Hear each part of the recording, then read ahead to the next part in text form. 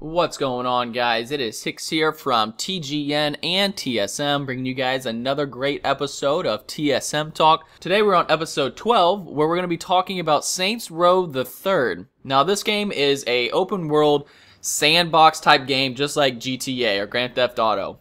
Now, Saints Row kind of is basically the opposite, or the dark side of Grand Theft Auto. Grand Theft Auto and Saints Row are always been competitors in this type of genre of gaming. Now, I know this isn't your typical FPS game that I would usually be doing, but this is a game I've been playing for the last couple of weeks, and I really enjoy it, and I would just kind of want to talk about it. Just as another thing, Duncan won't be joining us till Friday on the Skyrim Talk because he is still very sick, so it'll be just me again for this episode, but let's jump right on into it. Let's give you the basics. Now, Saints Row the Third, or Saints Row the series, again, and like I keep repeating, is like Grand Theft Auto. It's an open world sandbox. You can do whatever you want, and you can go and kill people on the side of the street, or kill a cop, or things like that, or drive a car over a pier, or launch yourself 10,000 feet in the air and free fall all the way down and then parachute yourself. I don't know, but you can do that in Saints Row the Third. Now, what separates this game from GTA is that it is completely goofy. Like, they put funny, little funny, I don't know what you call it. I don't even know what the word, the acronym, but it throws in funny things in there, like the repair shop for your cars is called rim jobs. I mean, things like that, or there's like a lot more realism, like how you would talk to somebody in this type of game. Now, Saints Row's graphic style is very different from Grand Theft Auto for the fact that it's not real looking, but it's not cartoon looking. As you guys can see in the game play in the background, you can see that it's very, I don't know, not crayon, but it's very glossy style graphics. I don't know how else to say it, but to be honest, I've really enjoyed the Grand Theft Auto series, and I've really hated the Saints Row series. I think Saints Row 1 and 2 were like terrible. Like, I would have never abandoned the Grand Theft Auto series after playing Saints Row 1 and 2. But, so when Saints Row 3 came out, I was pretty skeptical. I was like, this is just going to be another fail. The game sucked in the first two. I really don't see this one being any better. And then I started seeing gameplay, and I was like, maybe I should check it out. And so I ended up picking it up, and I will have to say it is a better game. This is how Saints Row should be played, and how it should be, looking and everything like that. So let's go into, the weapons or the difference between, or what makes this game so exciting. So, first off, you'll notice when you get in Saints Row the Third that it plays like an RPG, and a fact that when you first start the game, you go through a tutorial where you're killing people, you're robbing a bank, you're, just doing all this stuff. You've got this big mask on your face so no one can see you, and then once you get arrested and whatnot, you get to create your character in jail, or before you get thrown in jail. And this is where the game is like an RPG element.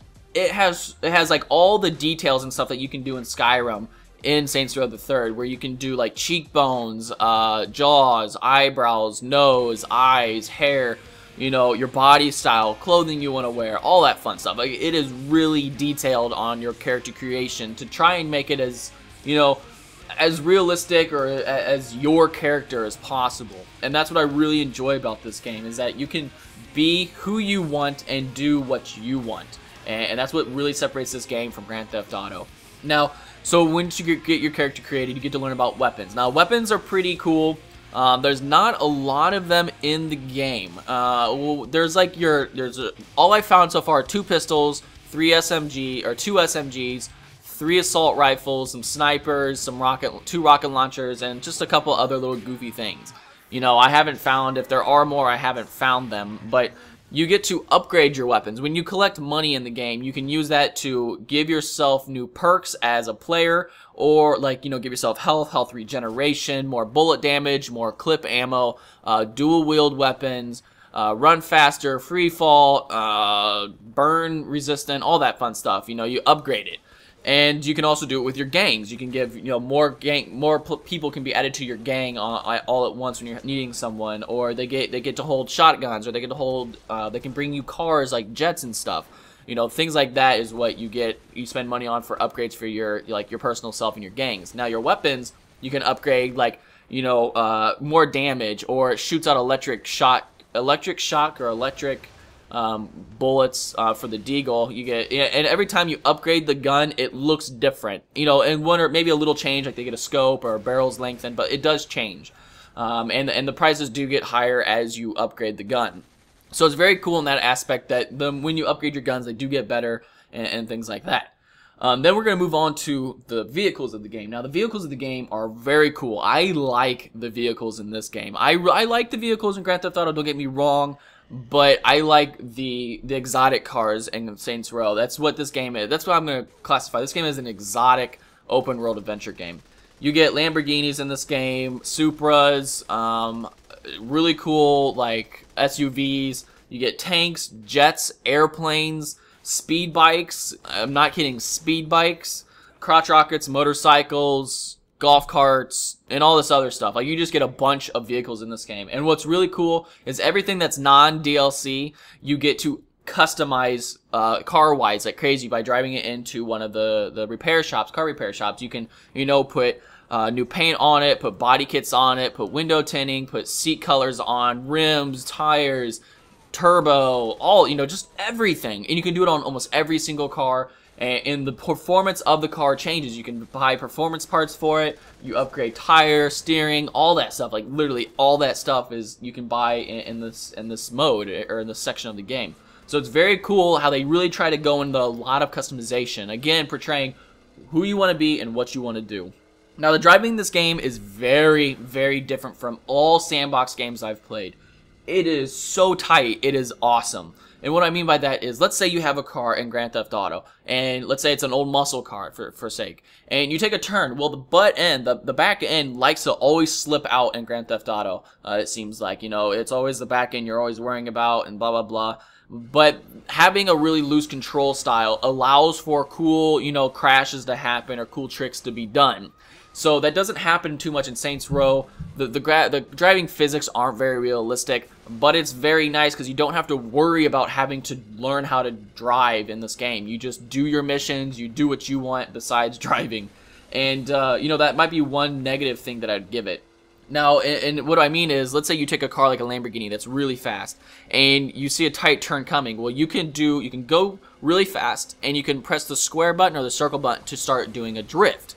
And let's say you do a drift and you're right at the turn, and all you have to do is let go of that square button and it stops on a dime, and you can start going forward. Like, there's no, you know, it just keeps going and you run into something and you just like smash your car all to shit. No, it just literally just, you start turning, your front end's going down the other road, you stop, you let go of the square button, and you can start driving forward. And it's really nice, very, very tight, and I really, really enjoy that about the driving. You know, I get to spend more time on the mission and getting really into the story and having to worry about that type of thing instead of having to spend lots of time learning how to drive every car. Alright, now we're going to move on to more of the customization of the character. You know, you can go to shops and stuff and buy clothing and stuff. And one thing I'm going to point out is the clothing line, or the amount of customizable clothing, is 10 times better, and 10 times more than Grand Theft Auto. I'm not saying Grand Theft Auto is bad. I think it's one of the best open world adventure games, but Saints Row 3 did a great job on doing this and adding more content. That's the thing that I've really noticed with Saints Row. There's more content in this game, more fun content, like the clothing. And so you can go in, you got all your DLC clothing, of course, and you've got your mission clothing and, you know, things you can buy at stores. But the thing is, let's say you don't like the colors they give you. So I had a t-shirt that was white and black and had something on it and had purple on it. And I was like, I don't want that purple, you know?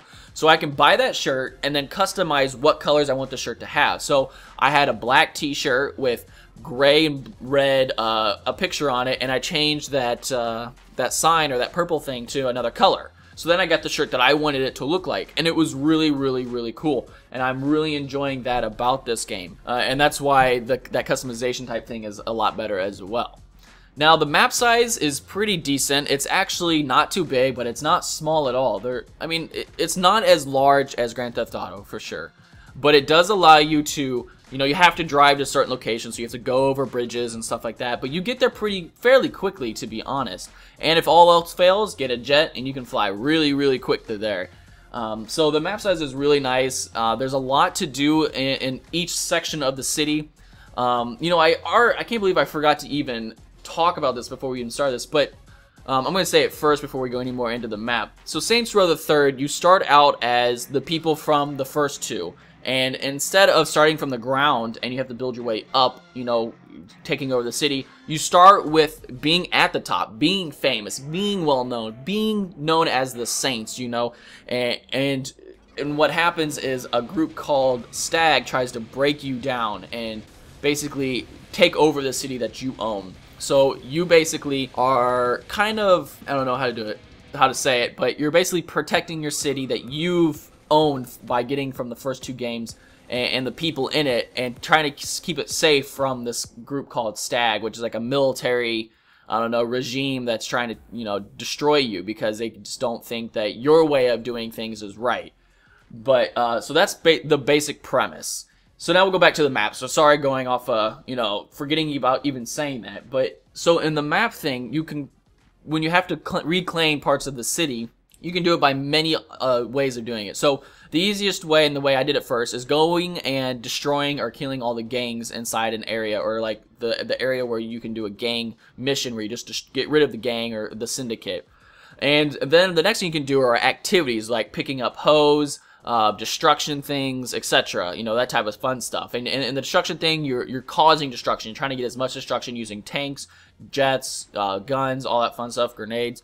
In the hose one, you're picking up this guy, this guy is that you find his hose, and you literally just pick him up and bring him back. And so then those are easy ways to get the reclaimed parts of the city.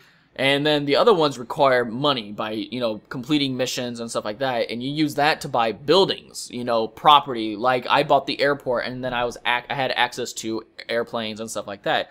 You buy buildings, you can buy the rim job shops and the weapon shops. And doing that alone will just slowly bring out the city and allow you to reclaim it.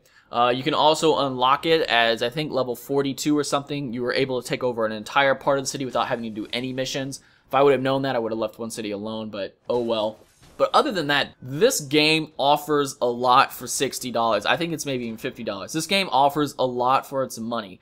Is it different from Grand Theft Auto? Yes. It's like I said, the exact opposite. It has goofy physics, goofy characters in the game that, you know, are just hysterical. I mean, there are so many hysterical lines and dialogue in this game, and things that just wouldn't happen in real life, but it's fun to experience that.